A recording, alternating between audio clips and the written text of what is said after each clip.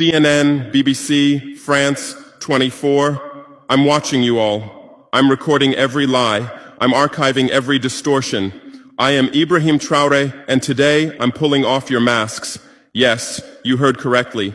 I, whom you call a young military junta leader, whom you brand as a dangerous radical, whom you serve up as an anti-Western dictator, am now telling you the truth. And this time you cannot turn off your microphones. This time you cannot turn away your cameras. This time your editors cannot cut this speech. Because the world you monopolize no longer exists. Because millions will hear these words now, without passing through your filters, without being subjected to your distortions, without being muddied by your lies.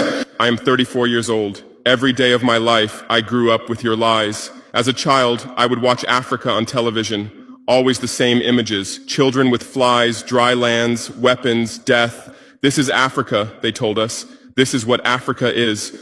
And we believed it. We were ashamed of ourselves. We were ashamed of our own lands, of our own people. But then I grew up. I read, I researched, I questioned, and I understood that the Africa you showed us wasn't real. The story you told us was a lie. The fate you imposed on us was a script you had written. For years, how have you portrayed Africa? How have you shown it? How have you sold it to your viewers? As if we were creatures who had no share of humanity. As if we were savages left outside of civilization. As if we were wretches waiting for you to save us. Every day, every hour, every minute, the same story plays on your screens. Hunger, war, disease, corruption, terror, chaos.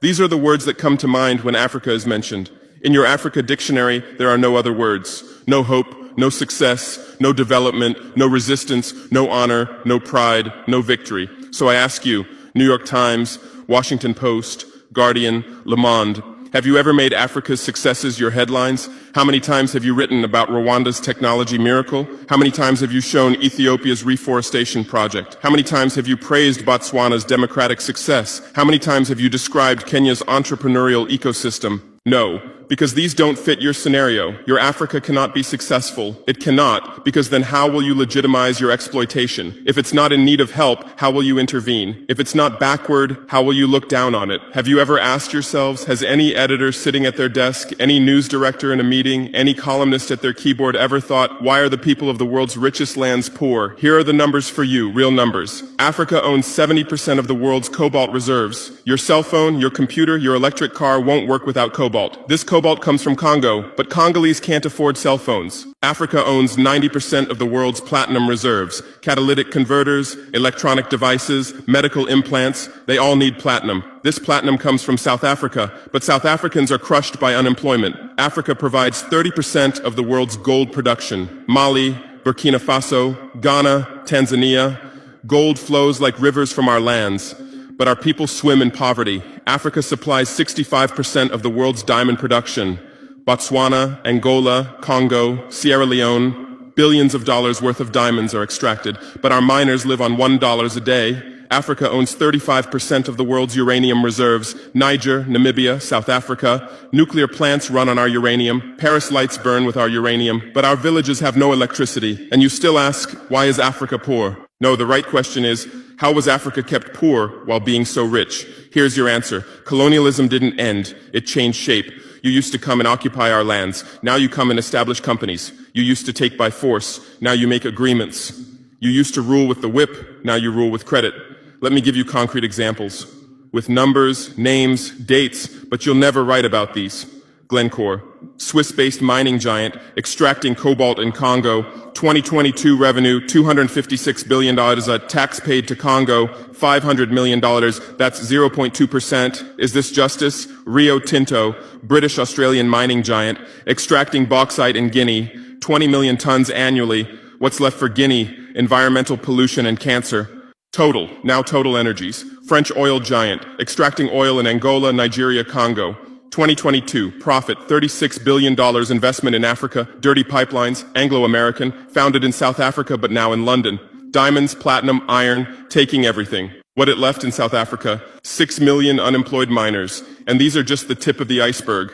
What about the invisible, the secret deals, the offshore accounts, the transfer pricing tricks? Every year, $88 billion in illegal money flows out of Africa. Who writes about this? Every year, $45 billion in aid comes to Africa. Everyone writes about this, but no one says Africa is not the continent receiving aid, it's the continent giving aid. While you zoom your cameras on swollen bellies, there is a huge system working silently in the background. Every day, tons of gold, diamonds, cobalt, uranium, oil leave our land. But how? Here is the system. Step 1, create corruption, bribe our leaders, open offshore accounts, promise them a life of luxury, send their children to your schools. Step 2, make deals, get 50-year, 99-year concessions, ask for tax exemptions, be exempt from environmental rules, ignore labor rights. Step 3, control the infrastructure. Take over ports, airports, railways, but only from the mine to the harbor. Don't build roads to the villages. Don't bring electricity to schools. Step 4, provide security. Set up private security companies. Arm them. Declare protesting. Step 5, silence the media. Buy local journalists. Suppress opposing voices. Serve internal unrest news to international media. And this is how the system works. It's been working like this for 100 years, and you don't see this system. You don't want to see it, because you're part of this system too. Who are the biggest advertisers of New York Times, CNN, BBC, oil companies, mining companies, arms companies, pharmaceutical cartels, the companies that exploit Africa? You live on their money, you defend their interests, and what I'm about to tell you might cost me my life, but it's no longer time to be silent. France's system in Africa is the CFA franc.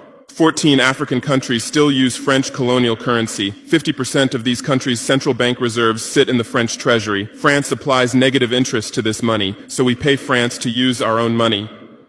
Through this system, France transfers $500 billion worth of resources from Africa every year. Does anyone write about this? No. But when France gives Africa 10 billion euros in aid, it makes headlines. Britain's system is more sophisticated. London is the world's money laundering center. City of London, offshore paradise. Every penny stolen from Africa passes through London. Jersey, Guernsey, Cayman Islands, Virgin Islands, all under British control. Africa's wealth hides there.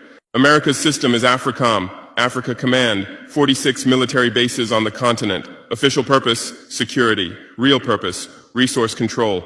Drones in our airspace every day, listening devices everywhere. They say fighting terrorism, but it's not terrorists. It's people's leaders who are targeted. China is the new player, says win-win, builds infrastructure, gives credit, but in exchange for what? 99-year port concessions, mining rights, agricultural lands, debt-trap diplomacy, ask Sri Lanka, ask Zambia, and you write about none of this. Why? Because you're not free press. You're corporate press. Your bosses are billionaires. Jeff Bezos bought Washington Post. Why? For love of journalism? Rupert Murdoch's media empire, Fox News, Wall Street Journal, The Sun, The Times, all from the same hand, all giving the same message. West is good, others are bad. Carlos Slim is the largest shareholder of New York Times, Mexican billionaire. Where's his wealth from? Monopolized telecommunications, got rich off Latin America's back, now controls America's most respected newspaper. And you claim to do independent journalism? Who are your editors? Which schools did they graduate from? Harvard, Yale, Oxford, Cambridge?